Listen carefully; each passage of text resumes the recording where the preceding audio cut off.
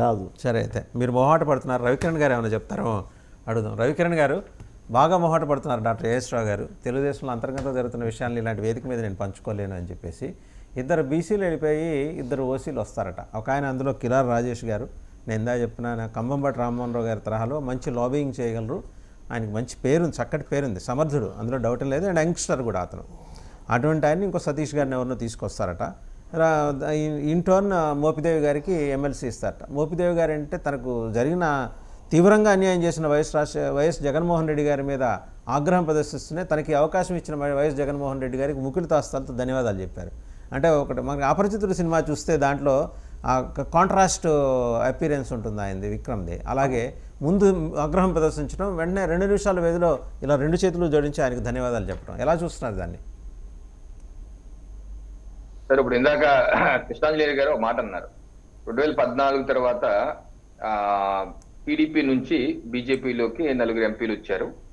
తద్వారా BJP TDP పొత్తుకి వాళ్ళు సహకరించారు. అదే రకంగా ఇది ఉండిపోతుందా అని అంటే అది వాళ్ళ ఆయన కృష్ణాంజలి గారు చెప్పిన లైన్, అది నేను ఏకీవించను. బట్ స్టిల్ ఆయన లాజిక్ ప్రకారం చూసుకుంటే ఈరోజు వైసీపీ నుంచి టీడీపీ బీజేపీలోకి ఎంపీలు వస్తే 2029కి వైసీపీని కూడా కూటమిలో తీసుకుని అందరూ కలిసి ప్రతిపక్షం లేకుండా పోటీ చేయదలుచుకున్నారా? ఇదే కృష్ణాంజలి గారి లాజిక్. అంటే ఆ లాజిక్ కరెక్ట్ అయితే ఇది కూడా కరెక్ట్ అవ్వాలి కదా, వైసీపీ కూడా ఈ ఎన్డీఏలోకి వచ్చేయాలి కదా. సో ఇది ఎక్కడ సింక్ అవ్వలేదు. కృష్ణాంజలి గారు ఎందుకంటే లాజిక్ మిస్ అయ్యారు నాకు అర్థం కాలేదు. ఇంకొకటి, అక్కడ ఎంపీలుగానే వచ్చారు వాళ్ళు బీజేపీలోకి. అది పార్టీ ఫిరాయింపు చట్టం, రాజ్యాంగబద్ధంగా పార్టీ చట్టంలో వచ్చారు. బట్ ఇక్కడ అలా కాదు కదా, రాజీనామా చేశారు. ఎంపీగా స్పీకర్ కి రాజీనామా చేసేసి వైసీపీకి రాజీనామా చేసి బయటకు వచ్చేసారు. సో బయటకు వచ్చేసిన వ్యక్తులు ఇప్పుడు రేపు ఏ రకంగా ఉండబోతున్నది వైసీపీ పార్టీ కొన్ని ఫీలింగ్స్ వదులుతున్నారు. అది నిజమో అబద్ధమో ఫ్యూచర్ తేల్తాయి. కాదు, నా ఉద్దేశం ఏంటంటే ఒక ఎంపీగా, సిట్టింగ్ ఎమ్మెల్సీగా ఉన్న వాళ్ళు ఇంకా మాకు అది అక్కర్లేదు అని రాజీనామా చేస్తున్నారా? అంటే రేపు వాళ్ళు జాయిన్ అయ్యే పార్టీ వారికి ఏమి ఎంపీ గాను ఎమ్మెల్సీ గాను అవకాశం, ఇప్పుడు ఎంపీగా రాజీనామా చేస్తే ఎమ్మెల్సీగా ఇస్తారా? అలా అంటే మోపిదేవి గారు రాజీనామా చేశారా? ఎంపీగా అక్కర్లేదు నాకు ఎమ్మెల్సీగా చాలా చేశారా? అంత సీనియర్ నాయకుడు ఇంత సిల్లి డీల్ కి ఒప్పుకుంటారా? ఇదే ప్రశ్నార్థకం. సో ఇది ఎక్కడ పొందడం లేదు నాకు తెలిసి. నేను వ్యక్తిగతంగా అనుకుంటాం అయితే ఎవరైతే రాజీనామా చేశారో ఎంపీలుగా, సిట్టింగ్ ఎంపీలుగా, ధర్మం ప్రకారం అయితే వాళ్ళు ఏ పార్టీలో జాయిన్ అయితే వాళ్ళని ఆ పార్టీ క్యాండిడేట్ గా నిలబెట్టడం ధర్మం. లేదు వాళ్ళకి ఇష్టం లేదు అంటే అప్పుడు చూద్దాం ఏమవుతుందో. భవిష్యత్తులో తీసుకున్న నిర్ణయాలు బట్టి ఆ నిర్ణయం మంచి నిర్ణయం, చెడ్డ నిర్ణయం అని చెప్పేసి తర్వాత చూద్దాం.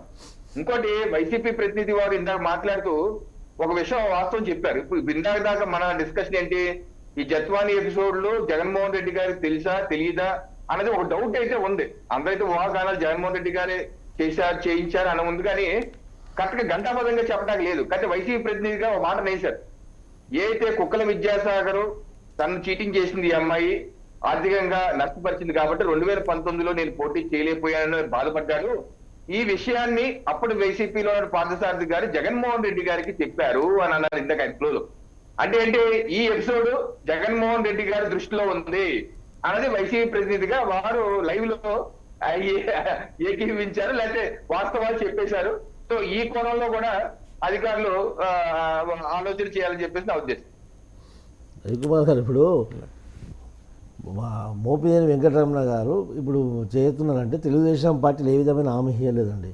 ఆయనకి ఎమ్మెల్సీ ఇస్తామని చెప్పేసి, లేకుంటే మీరు రాజీనామా చేసి ఆయనకు ఫోన్ చేసి అడగండి, ఆయనే చెప్పారు. ఏది నాకు ఎమ్మెల్సీ హామీ ఇచ్చారు తెలుగుదేశం అధినేత తప్పది. ఎమ్మెల్సీ కానీ మీరు పోటీ చేసిన స్థానానికి మళ్ళీ మేము ఇస్తామని అక్కడ ఏం జరిగిందంటే, వైసీపీ పార్టీ రేపు ఏ పార్టీ అయినా ఓడిపోయిన తర్వాత ప్రక్షాళన జరుపుకుంటుంది. ఈ ఓటమి కారణం తెలుసుకొని తర్వాత వాళ్ళ యొక్క క్యాడర్కు ఇచ్చేస్తుంది. కానీ జగన్మోహన్ రెడ్డి ఓడిపోయిన తర్వాత కూడా అదే మెంటాలిటీతో ఉన్నాడు, అదే మైండ్ సెట్తో ఉన్నాడు. అదే కాకుండా రాష్ట్రంలో ఉండకుండా పొరుగు రాష్ట్రాల్లో పోయి ఆ కాంగ్రెస్ ఛత్రఛాయలు అక్కడ తలదాచుకొని ఇప్పుడు కూడా వైఎస్ఆర్సీపీ నాయకులకు అనుకూలంగా ఏమంటారు అందుబాటులో లేకుండా పరిస్థితి. అటువంటిప్పుడు రేపు రాజకీయ జీవితంలో ఉండాలనుకున్న వాళ్ళు రేపు రాజకీయ జీవితం వాళ్ళకి భవిష్యత్ అనేది అంధకారం కనిపిస్తుంది, బ్లైండ్ పిక్చర్ కనిపిస్తుంది. 14-19 మధ్య ఒక్క నిమిషం అండి, 14-19 మధ్య చేసిన తప్పే తెలుగుదేశం ఈసారి కూడా చేయాలనుకుంటుందా? చేయదలుచుకోలేదు. సో అది తప్పని ఒప్పుకుంటున్నారు. ఇక్కడ ఏంటండి, అప్పుడు ఉన్నటువంటి పరిస్థితులు వేరే. ఇప్పుడు వాళ్ళు రాజకీయంలో వాళ్ళ ఒక పదవులను రాజీనామా చేస్తున్నారు. చేస్తారా పోనీ? అది కాదు, అది గుర్తులేదు. మాకు అవసరమే లేదండి. మాకు వైఎస్ఆర్సీపీ నాయకులను తీసుకునే అవసరం లేదు. వాళ్ళు అక్కడ వాళ్ళ రేపు రాజకీయ భవిష్యత్తు వాళ్ళది ప్రశ్నార్థకం అవుతుంది కాబట్టి అక్కడ రాజీనామా చేసి వాళ్ళు స్వచ్ఛందంగా ఇక్కడికి వస్తున్నారు.